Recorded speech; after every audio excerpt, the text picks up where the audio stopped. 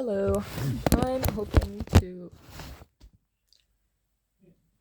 I'm able to make a video for this. It said approximately 300 words, so I'm sure this video I will speak more than 300 words. But I feel like that's more practical at this point because this was due Wednesday.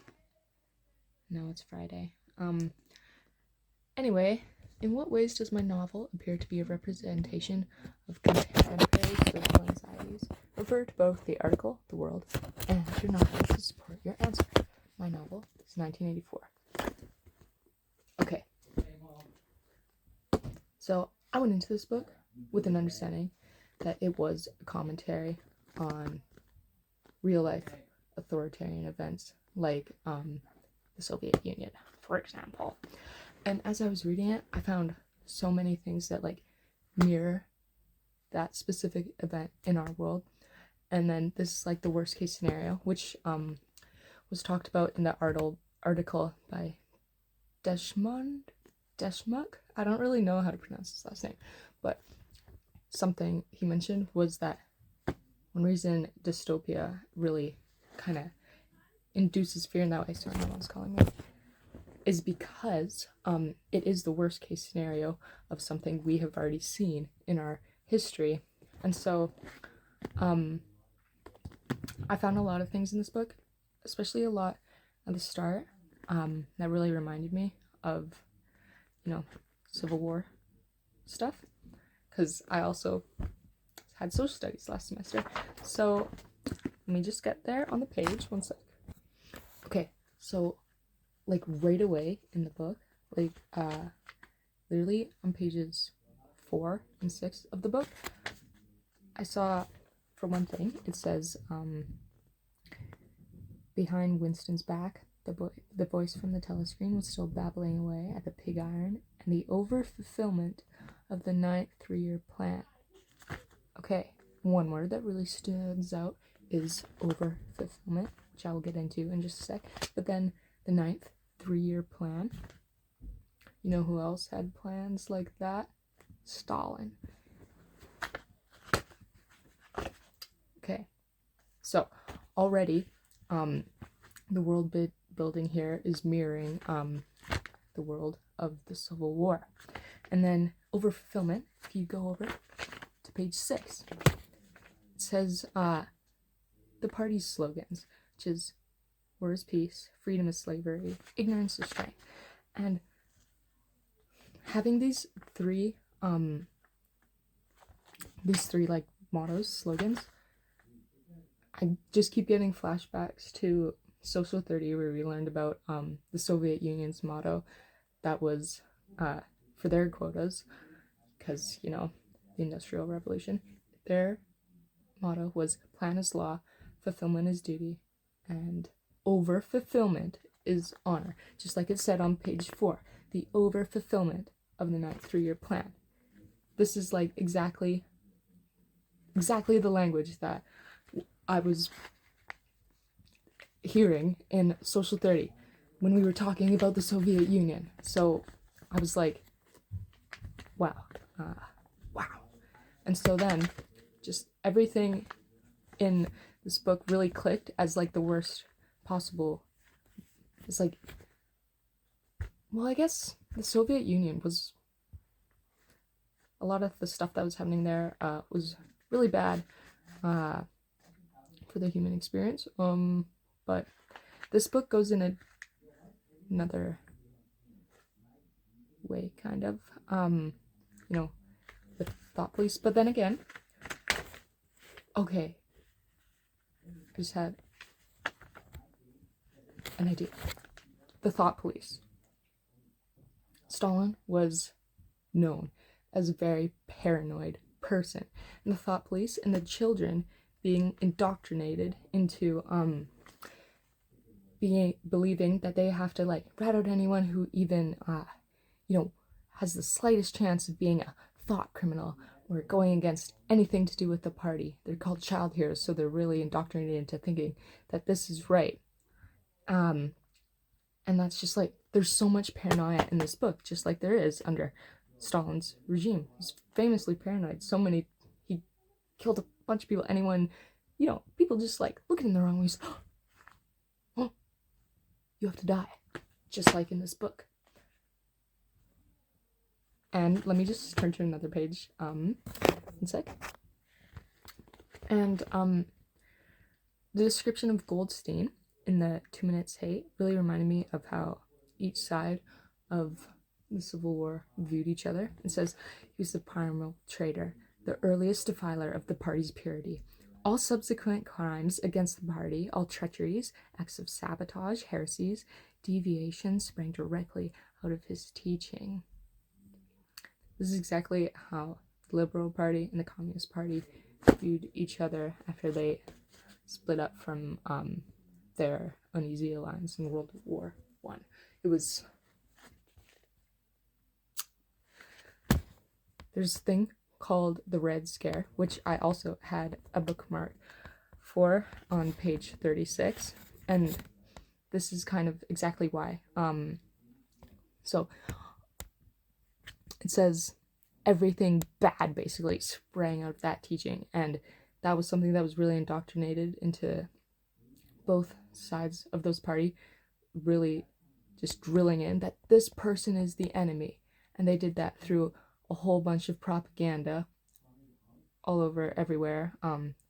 It's like either communists are awful or liberalists are awful, depending which side you're on. And that's just drilled into you depending on what side of Berlin you're on. Let me just get to page 36, one sec. Page 35 says, "We did not to have trusted him. I said so, Ma, didn't I? That's what come of trusting him. I said so all along. We did not to have trusted him, buggers." This reminds me of McCarthyism. Basically, in the US, after the whole ordeal with communism, this guy called McCarthy, hence the name, basically went on a hunt for anyone that might be a communist, carrying a communist card or anything like that, because they wanted to root out any communism, because we couldn't have trusted them. So in the literature review section of the article I was analyzing in this assignment, it said that it specifically mentioned George Orwell's 1984 as something that was the prime example of political and totalitarian themes in dystopian literature, and those are all reasons that I agree with that. And with a social background, it's really easy to see it.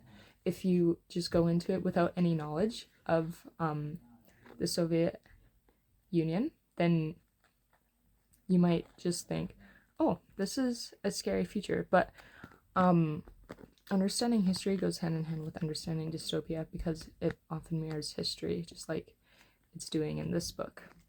And then something else I found, let me just get to the page.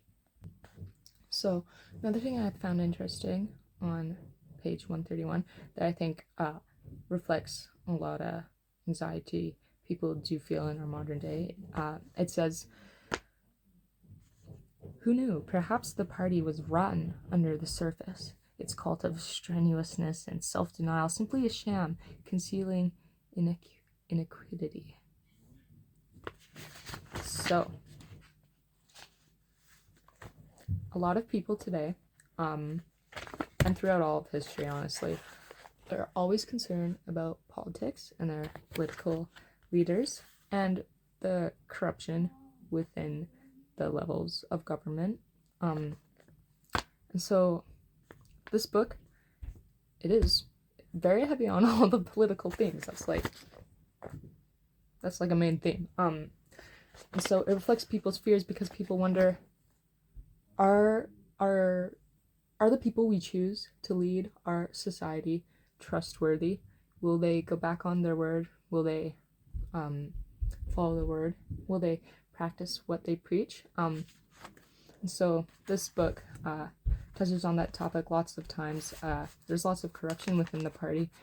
When Julia is introduced, she brings a lot more information about the party to the table because she does work and is included in some of the inner party matters, or at least includes herself in them. And so it reflects our fears of our own political system in that way. And then there's also just a whole lot of changing the past. Winston doesn't even know whether his memories are true. He can't really trust himself, and then he can't trust anything he reads, anything he hears from anyone, because the party is always changing the past to benefit their future and make them seem like the heroes, like they're always winning, and that life is always getting better even when it's not. So he can really trust no information out there. And today that's true for us as well. And the article talked about AI a lot, and our modern fears in terms of technology. And so those aspects of the book made me think about how the media and news outlets today do have a lot of false information. It's really hard to find a trustworthy news source nowadays. You have to be very careful with your sources because they could be AI, they could be greatly exaggerated just to try to pull attention towards their source because it'll come off as the most interesting one. So we have fear, just like 1914 Winston has this anxiety about what can I trust? Can I trust anything, really? And so, yeah, just like the article said, AI can influence those news sources. And so that's something that's very concerning to us today because we want reliable information. And so all of these are points that I think really answer the question of how 1984 does represent societal anxieties today. Thank you. Have a good night.